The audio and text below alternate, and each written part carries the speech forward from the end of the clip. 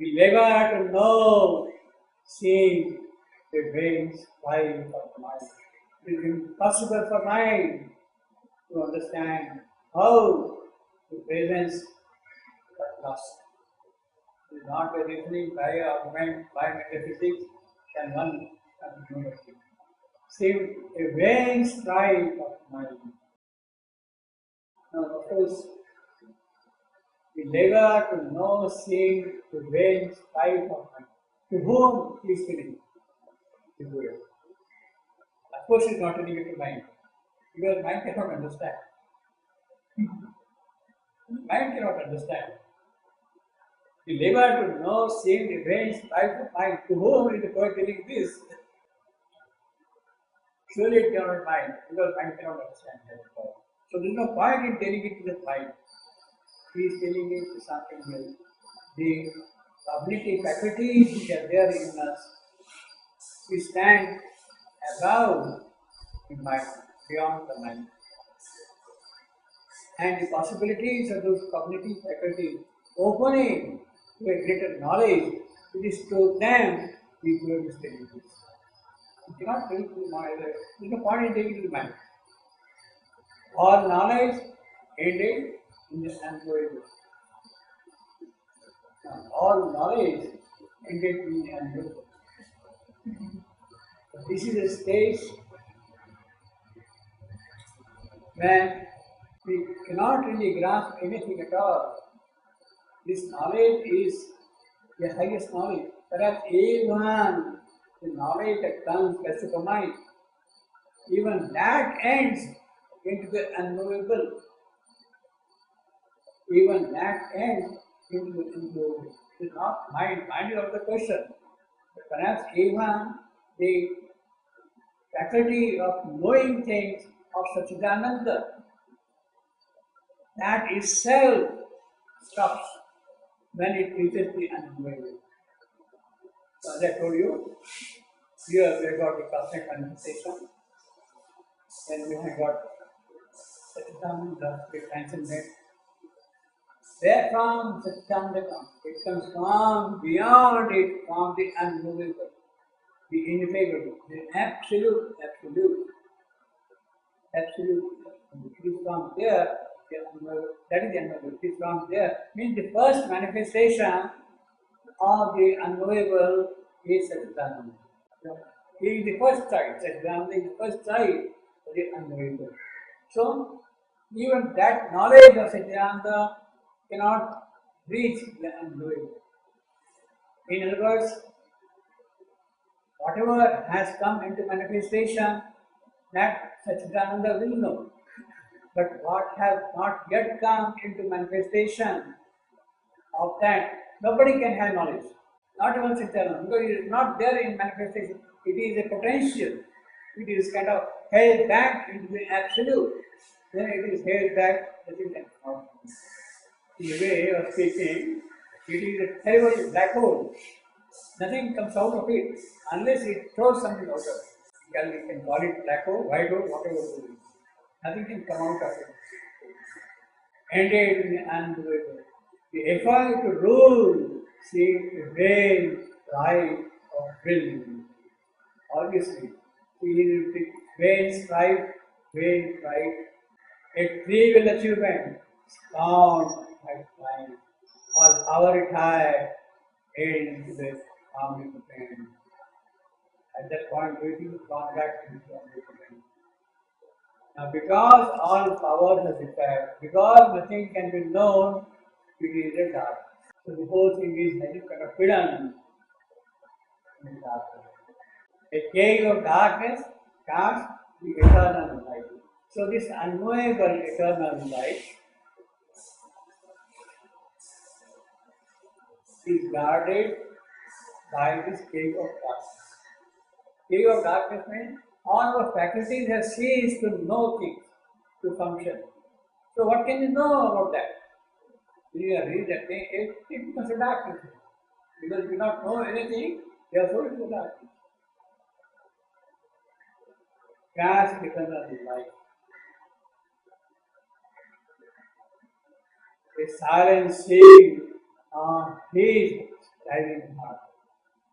He is, of course, Ashwapati, the seeker, or the one who is pursuing the unbelievable. One who is pursuing the unbelievable. A silence settled on his driving heart. Absorbed from the voices of the words of desire. See, now it makes very clear. A silence settled on his driving heart. He is kind of hatred. He does not know how to go from there. He was carrying with him the words of desire. All his odyssey of climbing up all those waves, etc., the entire second book was to carry the word desire to the Supreme. The word desire, 5.1. A word desire compelled her mortal birth. Saviti's birth was compelled by the word's desire. A word's desire compelled her mortal birth. It is he who is carrying the word's desire to the ineffable, to the unknowable. And because he is carrying it, it has all the yogic content in it. It is something which must receive a response. It is not something which can be ignored and dismissed. It must receive a response because the yogic force with which he was carrying the words he turned to the ineffable timeless call. Now, is it the entire burden with which Ashwapati was moving through the cosmic planes? Is it fear that the world desire can be fulfilled? Is it fear that the world desire can be fulfilled? Is it fear that the world desire can be fulfilled? No. Not even Satchidananda. Beyond. If true fulfillment is required, should come straight from the absolute. Now, who can do that? Who is carrying this world desire? He. It is obviously Ashwapati, of course, you know. Ashwapati, of course, you know. But who is Ashwapati? Huh? But who is Ashwapati? Who is Ashwapati? I think he is Ashwapati. Who is Ashwapati? The divine soul, no? Yes, Sri Aurobindo. Well, seer. you are in a hurry to say. Yeah, obviously Ashwapati Shivandu, that is okay. It is the Supreme himself. Ashwapati is the Supreme It is the himself. Supreme himself Yes. who had come here as an avatar. Yeah, but he is the It is Ashwapati. he, the Yeah. Supreme, who has taken this avataric birth. Yeah. Okay. Sometimes we don't understand your question. But basically, it is he himself. Who else can bear the burden of the desire? Yeah. Who else? It is he who comes here, lifts up the word desire. In other words, there is something very nice about us, something very beautiful. It will not be very strong, it will be very feeble, it will not be effective, it will not be dynamic, it will not be fruitful and all that. But there is something very sweet in us, that there is a desire in us. Please come down and do something for us. That invocation is there, that urge is there, that expectation is there, that burning fire is there in us.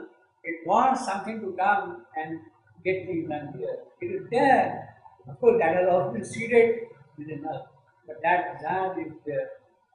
That desire is people. It is he himself who has to come, lift it up, and take it back again to the dynamic supreme. The silence settled on his driving heart, absorbed in the voices of the world desire. He is not free of that.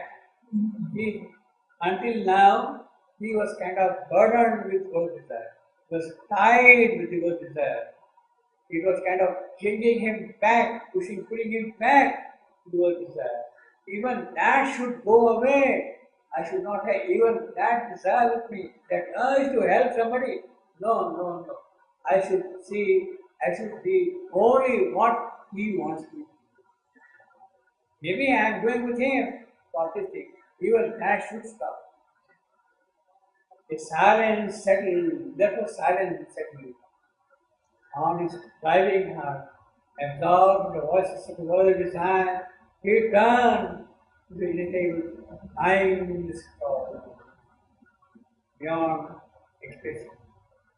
A being intimate and unnameable, a wide compelling ecstasy and peace felt in himself and all and yet ungrasped.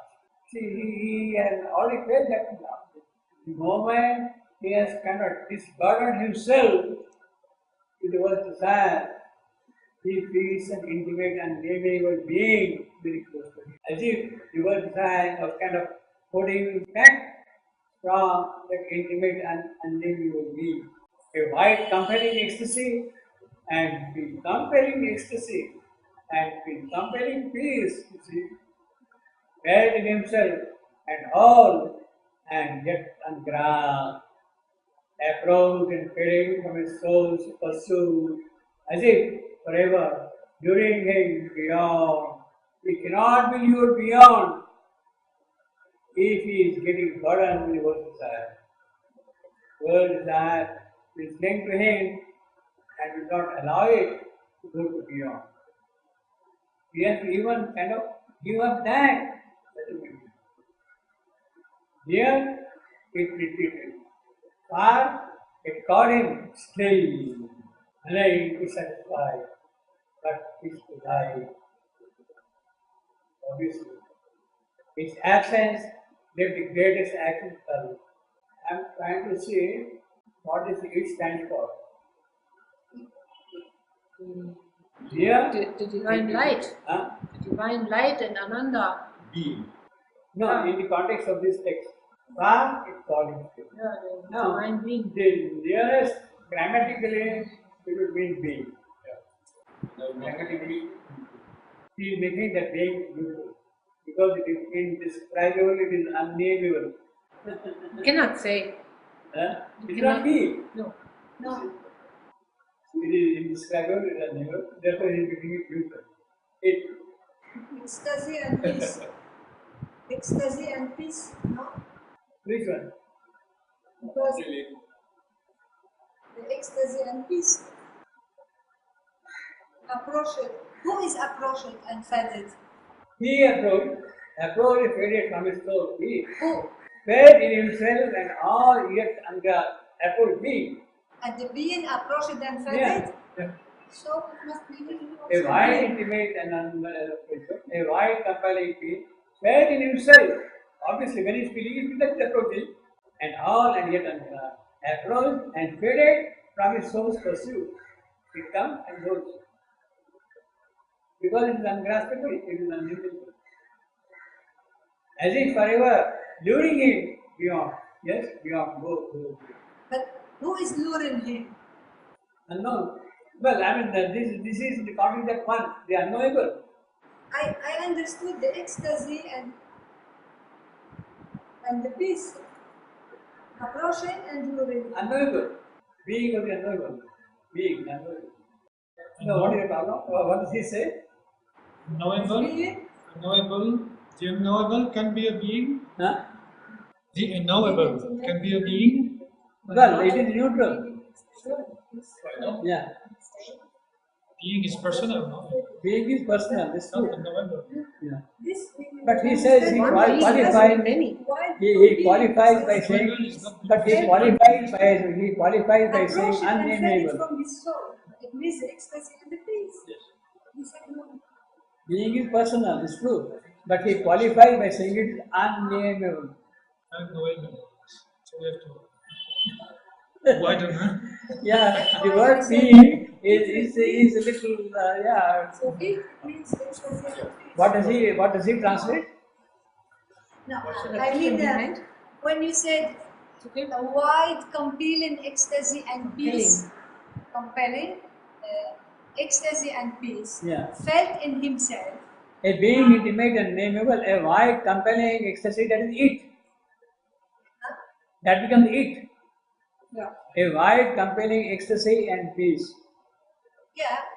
And they are approached and faded from his soul, no? No, but this is a comma there, no?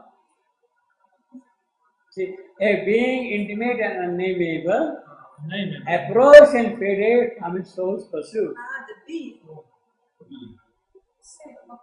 Who is that being? Wide, compelling ecstasy and felt in himself and God.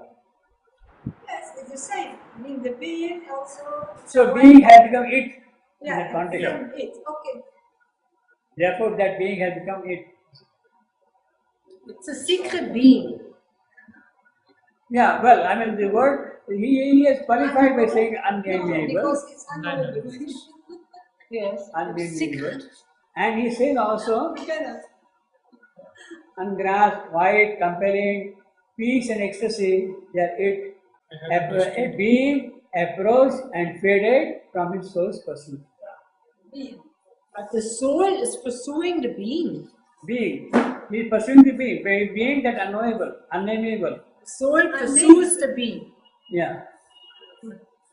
As if forever, luring him beyond, because it's unknowable, beyond. Near, it. You feel as if it has come very close. The moment you come here, it goes back. Yeah. We know this. Far, it is there, but it's calling you, attracting you. Come. That is absolutely Isha Upanishad. This line. What is it? Isha Upanishad. Pure Isha. Isha Upanishad. Yeah. One unmoving, that is swifter than mind, that the gods reach not. The gods reach not, or it progresses ever in front. If the gods try to approach it progresses. That standing passes beyond others as they run. It is still there, and people are running. That in that the master of life establishes order. That moves and that moves not. Tadejati, tanmejati, that moves and that moves not. That is far and the same is near. That is within all this and also is outside all this.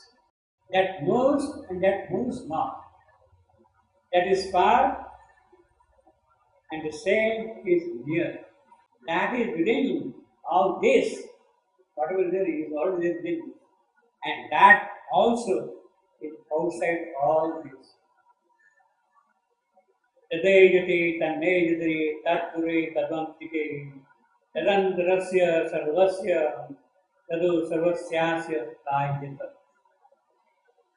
See, what a powerful that is from the book in Isha Upanishad.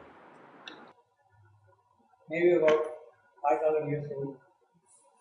5,000 years old. Near it retreated, far it thought him absolute echo of that line, of that shloka of the Isha Upanishad.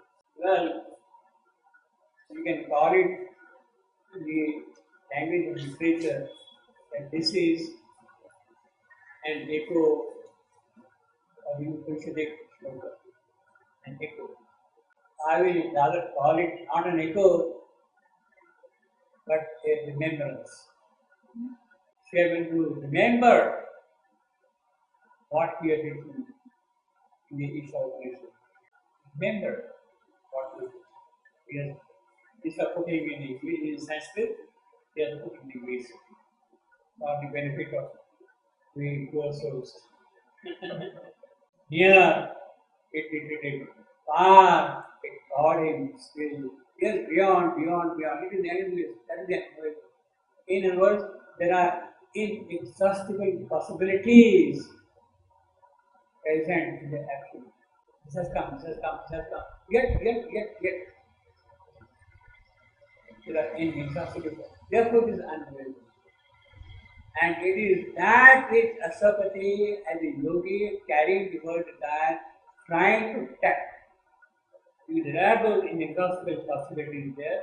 He is trying to tap some of those possibilities and bring them into expression here. And therefore he is approaching her who can do that. Yes, that is there, you are there, yes, you have to do it.